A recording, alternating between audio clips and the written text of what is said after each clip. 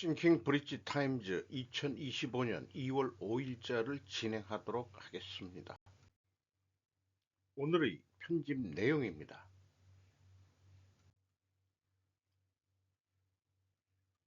9년간의 M&A 소송은 오히려 이재용을 구해준 것이다 라고 제가 제목을 붙여봤습니다.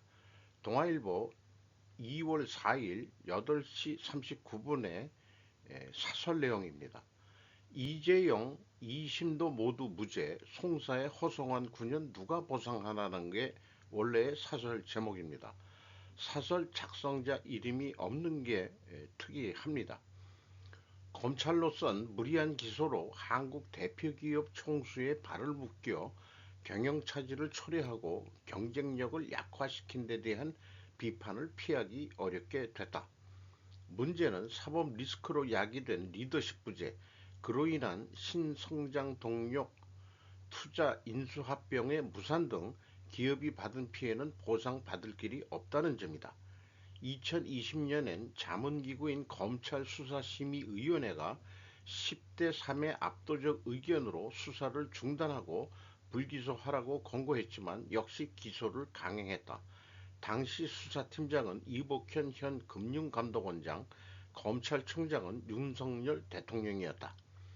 수십 년의 글로벌 경쟁을 거치면서 한국의 대기업들은 국내외의 이중, 삼중의 감시를 받으며 투명성과 준법성이 획기적으로 높아졌다고는 얘기를 하고 있습니다. 그런데도 검찰은 여전히 대기업을 수사를 통해 손봐야 할 대상으로 보는 권위주의적 태도에서 벗어나지 못하는 듯하다. 시대착오적 검찰 지상주의가 기업의 손발을 묶을 때 그 피해는 기업과 기업뿐만 아니라 국가 경제와 국민 다수에게 돌아가게 된다는 내용입니다. 이 사설을 보고서 이런 생각을 제가 정리를 해봤습니다. 이재용 기소는 박근혜 기소와 같이 이루어진 뇌물죄가 1차 있었죠. 그때 모두 유죄를 선고를 받았고 그 감옥 생활을 하고 나왔습니다. 반대로 M&A에 대해서는 글로벌 금융 세력 중 하나인 엘리엇의 소송을 무시할 수 없었으므로 기소를 하되 슬렁슬렁 시간 끌면서 김빼기 작전을 해준 것으로 오히려 저는 이재용을 살린 방법으로 해석해야 한다라고 저는 봅니다. 왜냐하면 전 세계적으로 엘리엇한테 이긴 나라가 없다는 점인데 한국에서 유독 졌다는 얘기입니다. 따라서 보는 관점이 검찰 공격이 목적인 모양이다. 이런 느낌을 받게 됩니다. 선심성 돈풀기 뒷감당은 2030모, 카톡 계엄은 청년의 비수로 꽂혔다. 오승영 기자가 뉴델리에서 2월 3일 15시 45분에 보도한 내용입니다.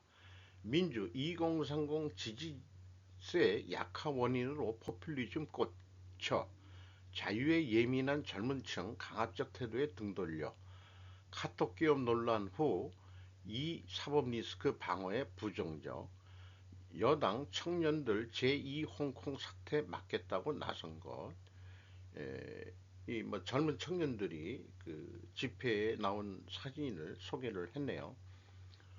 정치 갑질부터 위장, 흑묘, 백묘론까지 윤의 계엄 2030 민주당 본모습 자각 계기 됐다. 남수지 기자의 보도 내용입니다. 국민의힘 지지율 반등, 2030 청년 우파화, 30대 국민의힘 지지율 7.9%포인트 급등, 전문가 공정상식에 어긋난다는 청년층 판단, 이런 소제목으로 했습니다. 유튜브에는 뼛속까지 민주당인 전라도 20대 여자가 계엄으로 윤석열을 지지하게 된 이유라는 영상이 올라오기도 했다.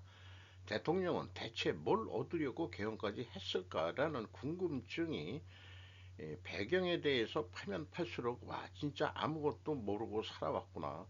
망치로 뒤통수를 맞은 기분이라고 토로했다. 그리고 또한 다른 뉴스에는 이재명이 종중 본색을 드러냈다. 라고 얘기를 하고 있습니다. 절박함 절실함이 2030의 의식전환 계기. 이것도 제가 제목을 뽑았습니다. 조진혁 앵커가 YTN에서 김기홍 국민의힘 대변인과 박성민 전 더불어민주당 최고위원과 어, 대담한 내용입니다. 여당 뭐냐 하면 민주당의 반민주적인 폭거 그런 행사에 대해서 계엄이라는 당일날의 상황에는 그렇지만은 계엄이 왜 있을 수밖에 없었는지에 대한 대통령의 절박성과 절실함 그런 부분들이 계속 회자되고 있고 그러다 보니까 그런 걸 알게 되는 거죠. 벌써 29번째 탄핵이 있었네. 그리고 30번째 탄핵도 언제든지 가능한 거 아니냐. 최상목 권한대행 관련해서 언제든지 탄핵시킬 수 있다는 겁박하는 거 아니냐. 그렇다면 29번째 탄핵을 통해서 실질적으로 국헌을 물랑케 하고 국가기관을 무력화시킨 게 뭐냐? 사실상의 내란 아니냐? 이거 제 논리하고 똑같네요. 그런 거에 대한 사람들의 평가가 있습니다. 짧게 본다면 민주당에 대한 비판이 있는 거고요. 야당 쪽의 답변은 궤변이라고 반박을 한 거로 그냥 종합하면 될 것 같습니다. 무정부 상태 만들기는 내란이나 마찬가지다. 법치로 내란죄로 기소할 방법이 없는 거대 야당의 횡포에 대해 국민이 심판하는 방법은 과연 선거밖에 없는가? 라고 질문을 해보게 됩니다. 역사적으로 밀란이 성공한 적은 없었습니다. 대한민국 건국 이후 밀란이라고 옛날 말로 밀란이라고 볼 수 있는 데모는 주로 정부를 향한 데모가 상식이었는데 그게 4.19 의거하고 6.29 선언 같은 거죠. 6.29 선언 때는 저와 같이 직장인들 화이트 칼라까지 거리로 나왔었습니다. 근데 이제 입법부를 상대로 초유의 데모가 발생했다고 볼 수 있습니다. 절박함, 절실함에 다음과 같은 방법이 있을 것이다. 라고 저는 생각을 해보게 됐는데 다음 장에 한번 그 제 견해를 풀어보죠. 절박함과 절실한 상황에 지속적 개선 방법은 빛을 발휘한다. 이렇게 소개를 해드릴 수 있는데 제가 직장 후반기에 그 편집증까지 생각하는 제약이론 경영에 나오는 지속개선 5단계라는 건데요. 이거를 어, 정치에 한번 적용해 보자는 얘기입니다. 자, 첫 번째 시스템 제약을 입법부 국회의원으로 밝혀낸다. 두 번째 여야 친중 간첩 세력을 SNS로 홍보 확산시킨다. 세 번째 불합리한 입법 반대 운동을 한다. 네 번째 지방자치를 없애고 인구비례 국회의원 수를 정한다. 지역별 소선구제 없애자 이런 얘기입니다. 유권자 2,500만 명이라면 10만 명 단위로 하면은 국회의원이 한 10만 명 정도 대표 정도 하면 되지 않겠냐? 그러면은 우리나라 국회의원 수도 한 50명 팍 줄여가지고 250명 정도 쓰면 좋겠다. 자정기능으로 제약을 다시 찾는다. 이런 생각을 해봤는데 이런 거를 실행을 하려면은 문제가 좀 현실적으로는 있어요. 누가 주도적 역할을 할 조직을 만들 수 있을까? 옥상옥이 아닌 국가기관 효과부 미국의 도지 같은 건데 그거는 정부 효율부죠.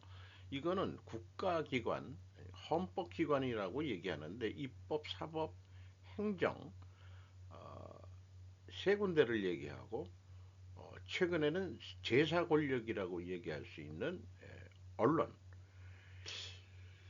이런 것들에서 전체를 볼 수 있게 조정할 수 있는 잠깐 국회의원의 우리 국회의원 선거제에 대한 거를 제약으로 보고 그것을 어떻게 해결할 거냐 국회에서 스스로들 지금 과반수가 넘는 거대 야당이 이런 일은 할 리가 절대 없죠. 방법은 어떤 특별한 방법 외에는 없을 거라는 게 상식적인 생각이 들어오는 것 같습니다. 트럼프 행정부 베네수엘라인 34만 8천 명에 대한 추방 보호 조치 종료 움직임. 로이터에서 2월 4일 보도 내용입니다. 이 34만 8천 명의 베네수엘라인이 4월에 추방되어 취업 허가를 이룰 수 있다. 이런 게 핵심이고요. 국토안보부는 해지 통지서에서 경제, 공중보건, 범죄 등 여러 분야에서 눈에 띄는 개선이 있어 이들 국민이 안전하게 본국으로 돌아갈 수 있다고 밝혔다. 베네수엘라가 어느 정도 안정이 됐기 때문에 지금 임시 보호를 해주고 있는 베네수엘라인을 돌려보낼 때가 됐다. 이런 얘기인 것 같습니다. 그 미국에는 좀 보호해주고 있는 사람들이 약 53만 명인데 쿠바인, 아이티인, 니카라과인, 베네수엘라인이 미국에서 거주하고 일할 수 있는 바이든 시대의 합법 입국 프로그램을 종료할 예정이다. 이런 얘기가 되겠습니다. 현재 17국에서 온 100만 명 이상의 사람들을 대상으로 하고 있고 일부는 수십 년 동안 미국에 거주하고 있다. 이들은 지위를 잃게 되면 즉각적인 추방에 직면할 수 있다. 라켄 라일리 법안이라고 어, 해당 나라의 어떤 그 박해를 받아가지고 미국으로 난민 성격으로 들어온 것을 정식 이 법적인 처리를 한다기보다도 임시 보호 조치라는 명으로 해가지고 지금 보호를 하고 있다는 얘기죠. 이것이 이제 이 베네수엘라는 종료할 만하다. 이런 얘기인 거로 이해가 됩니다. 폭우가 내린 후 지역을 분석하던 중 충격적인 발견에 당황한 과학자들, TCD라는 데서 2월 3일 오후 7시에 보도한 내용입니다. 한국의 한 과학자 그룹이 폭우가 산업지역에 미치는 영향을 분석할 때 흥미로운 발견을 했다. 과학자들은 염수와 폭우가 염소와 에탄의 생분해에 미치는 영향을 평가한 후 연구 결과를 유해물질 저널에 발표했는데 이는 인간 건강에 해로운 산업폐수의 만연한 오염물질로 묘사되었다. 연구의 최종 결과는 원천에서 최소한의 자연 감소가 발생했음을 나타낸다며 이는 강우량 증가가 지하수에서 오염물질을 제거하는 자연적 과정을 느리게 만들었다는 것을 의미한다. 이 연구는 인천, 대한민국 해양 인근 산업지역의 지하수에서 화학물질 농도가 높아진 것이 관찰된 후에 시작이 됐다. 이것이 왜 중요합니까? 극한 강우 현상은 새로운 것은 아니지만 지구 온난화 등으로 인해서 이것이 빈번하게 강우, 폭우가 내리게 됐는데 이것이 오히려 화학물질이 오염물질이 증가했다는 얘기죠. 어, 발생은 강력한 인프라가 부족한 지역을 파괴할 수 있는 홍수 위험 증가로도 이어졌다. 홍수 외에도 폭우는 심각한 건강 위험을 초래하는 것으로 밝혀졌다. 폭우가 많을 경우에 호흡기 및 심혈관 사망률 증가와 관련이 있는 것으로 상관관계가 있는 것 같다. 이런 연구였습니다. 8만 톤 SK 호주 가스전 3분기부터 LNG 생산 본격화. 권유정 기자가 조선비지에서 2월 4일 보도한 내용입니다. 환경단체 원주민 소송전 완성, 올해 초 공정률 88% 이상 달성, 연평균 LNG 130만 톤 생산 계획. SK ENS라는 데가 있는데 2012년부터 호주 에너지 기업 산토스하고 일본 회사 제라와 함께 바로사 가스전을 개발해왔고 현재 공정률은 88% 수준이다. 근데 환경단체 소송이 있어가지고 그 좀 지연이 됐는데 이제 소송에서 이겨가지고 본격 생산을 하게 됐다. 이런 얘기가 되겠습니다. 어, 이게 나오게 된다면은 우리가 조금 더 쉽게 이 LNG라든지 이런 가스를 확보할 수 있게 될 것 같습니다. 이 사진은 그 호주 바로사 깔디따 가스전 전경이라고 소개를 하고 있습니다. 또 하나의 사설이 있네요. 트럼프 관세 무역 전쟁 유발하는 폭거. 사설 칼럼 서일본 신문입니다. 뭐 한마디로 제목으로 이런 것들이 이 트럼프의 관세는 이거 잘못된 거 아니냐.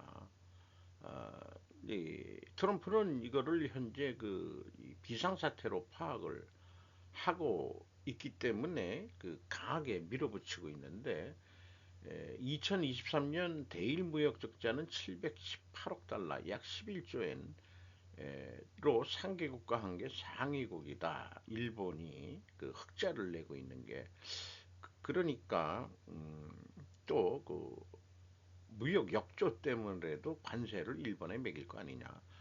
그런데 지금 자유무역 체제였는데 이거를 미국 스스로 어, 좀 바꾼 거 아니냐. 이게 이 2차 대전 이후에 대공황도 경험을 했었는데 미국이 이러시면 안 되죠. 이런 얘기를 이시바 시게루 수상이 7일에 미국을 가서 트럼프 씨를 만나게 돼 있는데 자유무역 체계가 세계에 가져다 주는 이익을 설명해 주었으면 한다라는 건데 조금 이 좀 너무 뭐라 그럴까요? 기초적인 어떤 단순한 생각을 얘기하는 것 같습니다. 어저께도 얘기했지만 미국 무역 변호사 하이저는 자유무역이 세계를 망쳤다라고 또 보는 시각이 다른 거죠. 어저께 좀 자유무역에 의한 이 관세의 필요성 미국 입장에서 그렇게 됩니다만은 이거는 뭐 중국도 자유무역 체계를 왜 미국이 말가 틀리려고 그러냐고 이제 항의하고 음, 하고 있는 거죠. 그래서 전부 다 중국한테 달라붙을 거 아니냐 이렇게 이제 또 뭐 미국한테 뭐 협박이 되면은 나름대로의 저항들을 하고들 있는 중이죠. 그것을 트럼프는 밀고 땡기고 하는 거래의 기술로 사용하고 있는 것 같습니다. 회계 책임자의 재검토 요청, 참고인 유치, 비공개도 중의원 예산위, 지지통신 정치부에서 회담에 임하는 자민당의 사카모토 데츠시 국회 대책위원장 가운데 입헌민주당의 카사히로시 국회대책위원장 왼쪽 끝 이 사람이 모양이네요. 이 사람인가 그럼 왼쪽 끝이면은 이런 얘기인데 중의원 예산위원회는 4일 이사회에서 자민당 구 아베파의 비자금 사건을 둘러싸고 당시 회계 책임자였던 마츠모토 주니치로 전 사무국장의 참고인 유치에 대해 협의했는데 에, 와라 와서 좀 진술을 해라 했는데 마츠모토 씨는 3일 아즈미 씨 앞으로 이미 검찰의 사정 청취나 형사 재판이 법정에서도 말한 대로이며 더 이상 말씀드릴 것은 없다라고 서면 제출을 했다. 이런 얘기고 이시바 시게루 수상 입장에서는 4일 중의원 예산위에서 세이와 정책연구회 구 아베파가 고용한 편으로 당이 고용한 것이 아니기 때문에 국회의 의결에 따라 본인이 판단한 일이라고 말했다. 애매한 스탠스를 총리가 얘기를 한 거네요. 뭐 왜 불러들이냐 끝난 얘기를 이런 얘기인 것 같습니다. 자, 이 사진들은 이 집행부, 행정부 임원들을 임명하는 임명장 그 사인하는 모습들 그러면서 이제 그 견해들을 라이브 방송하는 그런 행사를 그 했네요. 이 사람이 상무장관으로 그 미국의 IRA법 그거 확답을 안 하고 뺄 수도 있다. 뭐 이런 식의 의견도 얘기했죠. 우리가 나가려면 미국 시민을 위해 가치를 창출해야 합니다. 20억 개의 코로나 백신을 구매하기 위해 등등 요 당시 말할 때의 장면을 제가 캡처해서 이 사람이 그런 발언을 할 때 얘기입니다.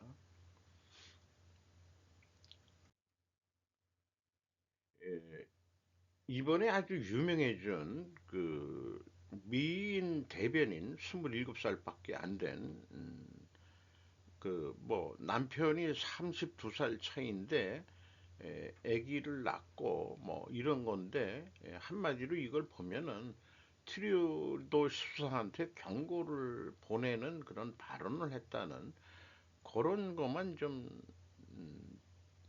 그냥 가져와 봤습니다. 또 유명 유튜버 슈카월드가 별도로 방송하는 슈카 코믹스라는 게 있는 모양인데 한국은행을 방문해 가지고 한국은행이 그 10만 유튜버가 돼 가지고 무슨 버튼을 받는다고 그러네요. 그래서 한국은행 유튜브를 구독자가 10만 명이 됐다고 그 기념하는 그런 것에 의해서 또 별도의 방송을 만든 모양입니다. 한국은행에서 요거는 이제 한국은행의 존재가치 물가 안정이라고 써 있습니다.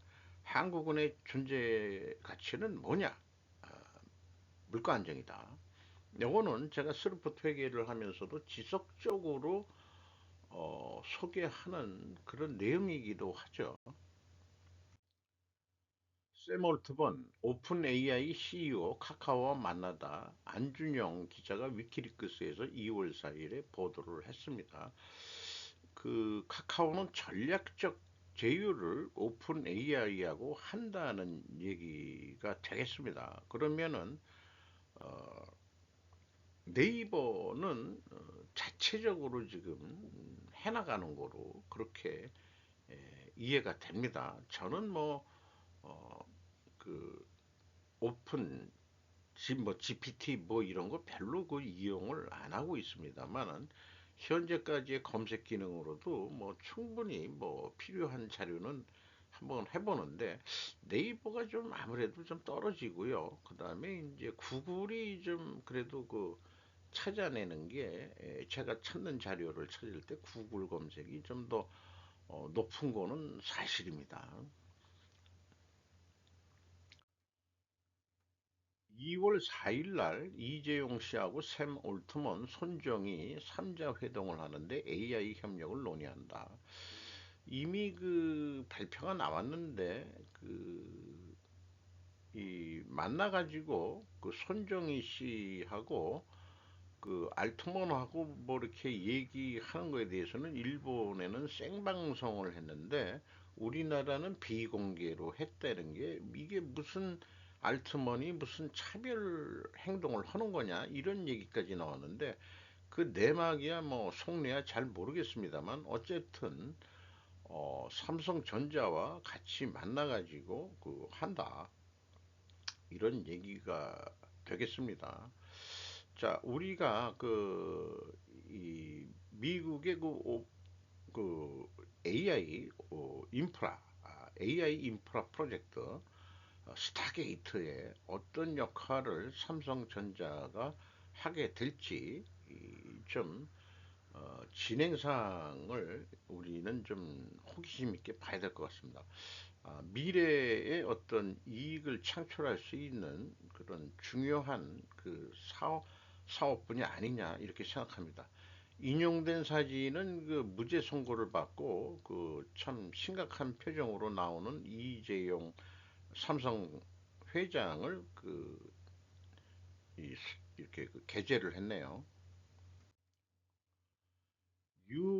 USAID 루비오가 이사 대행으로 있는 아포칼립틱 개편으로 국무부와 합병, 자, 이 USAID가 이제 종말론적인 개편을 해가지고 국무부와 합병이 된다 이런 얘기인데요. UPI 이게 이제 요게 한국 제가 알기로는 UPI가 구통일교에서 인수한 미국 언론기관으로 알고 있습니다. 쭉 내용을 보면은 어쨌든 인도적 지원을 제공하는 여러 단체들은 운영을 중단하거나 아예 문을 닫아야 할 수도 있다고 경고했다. 뭐 직원들 보고 나오지 말아라. 뭐 그리고 외국에 지원하는 거 일단 90일 동안 끊고 다음에 생각하자. 그러니까 집에서 좀 쉬고 있어라. 그동안에 검토하겠다. 그리고 트럼프도 그 USAID 폐쇄해야 하는데 동의를 했다. 머스크 얘기는. 이게 정부 효율부 도지 관점에서 얘기가 나온 것 같습니다.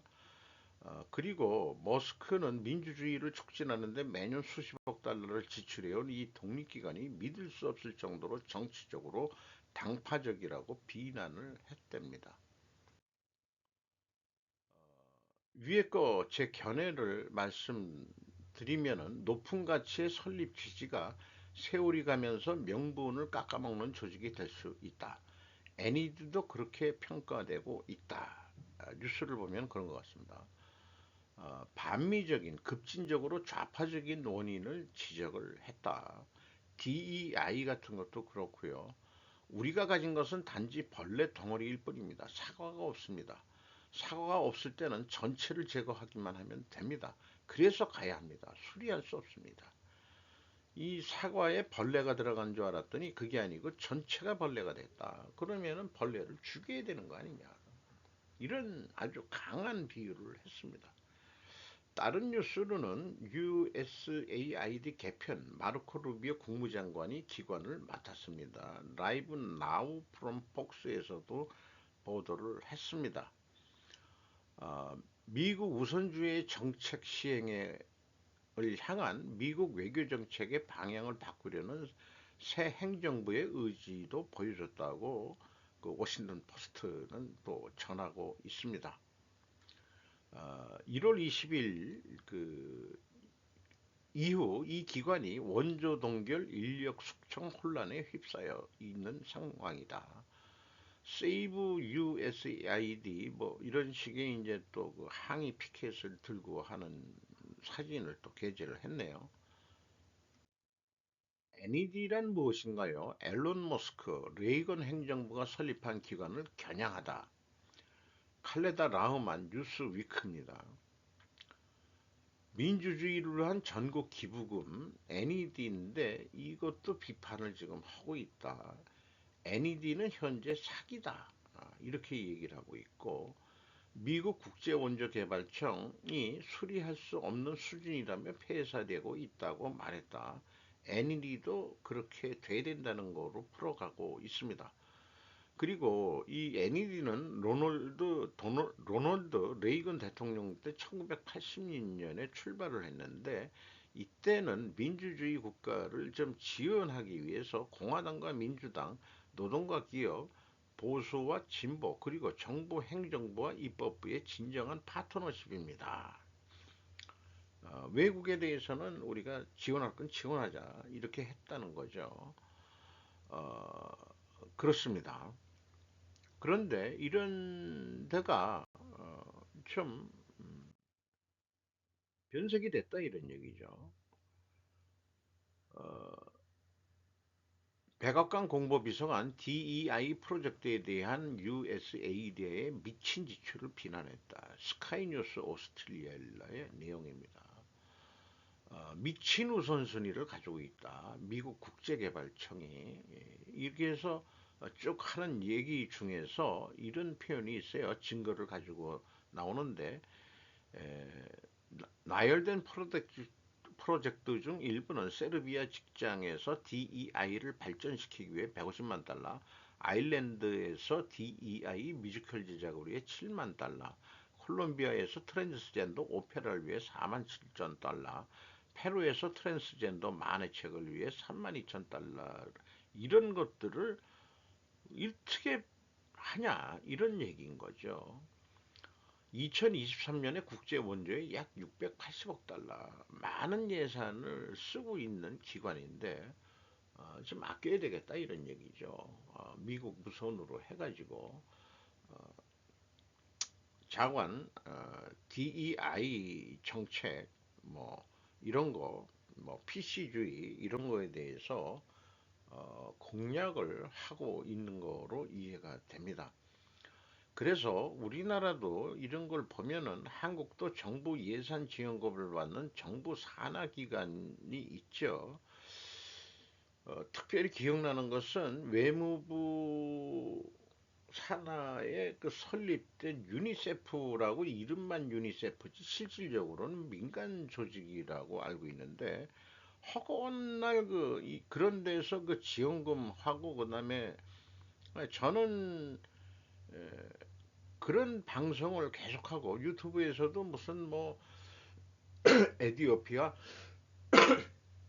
뭐 그다음에 뭐 고려인 뭐 이런 거 계속해서 이런 걸 해가지고 뭐 후원금을 하는 그런 하는데 정부 예산도 받는 게 있는지 없으니까는 그런 걸 하는지 몰라도 일부 단체가 형성이 돼서 뭐 이렇게 그 로비를 하면은 국가 예산을 좀 받을 수 있는 그런 단체가 꽤 많이 있는 거로 알고 있습니다. 어, 정부 산하기관은 뭐 당연히 받는 거고 민간 비영리 단체나 NGO, NPO 중에서 폐기 처분해야 할 조직들이 분명히 있을 거라고 저는 봅니다. 마치 쥐새끼들처럼 예산을 갉아먹는 퇴폐한 조직이 있을 것이다. 아주 완전히 드러난 게 위안부 파리한 그 누구예요?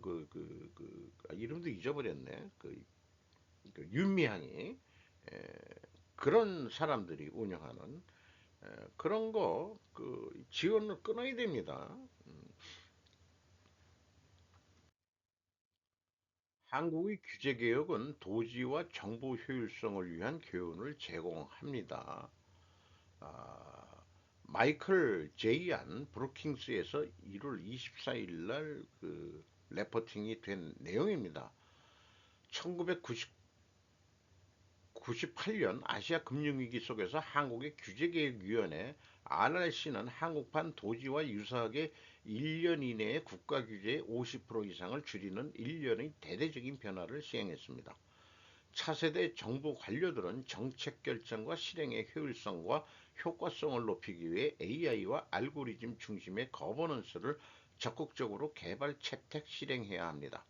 정부 개혁에 대한 한국의 경험은 규제 개혁이 단순히 관료주의를 줄이는 것이 아니라 책임감, 적응력, 투명성 문화를 조성하는 것임을 보여줍니다. 1998년 아시아 금융위기 속에서 한국의 규제개혁위원회는 한국판 도지와 유사하게 1년 이내에 국가 규제의 50% 이상을 줄이는 일련의 대대적인 변화를 시행했습니다. 이 성과는 우연이 아니라 신중하고 체계적인 전략의 결과였습니다. 그래서 시행해 온 방법은 요 세 가지가 그때 취했던 행동인데 명확한 감축 목표가 있는 의무 규제 등록을 한다. 규제 총량 관리, 규정에 대한 일몰 규정, 정기적인 검토를 제도화함으로써 일몰 조항은 이해관계자를 참여시키고 규제의 실제 역량을 평가할 수 있는 기회를 제공한다. 네 번째로 이런 진행을 하면서 하드웨어 개혁을 넘어서 소프트웨어 혁신에 중점을 두었었다. 그 다음에 다섯 번째 AI 및 알고리즘 기반 거버넌스를 수용해야 된다.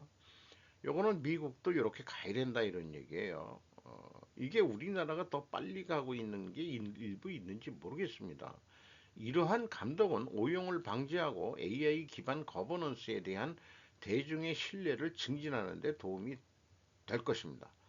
도전 과제도 중요하지만 보상, 더 효율적이고 혁신적인 신뢰할 수 있는 정부가 되는 것이 충분한 가치가 있습니다. 한국계 브루킹스 연구원인 것 같은데 무슨 대학교 어, 어떤 교수라고 되어 있는 거로 제가 알고 있습니다.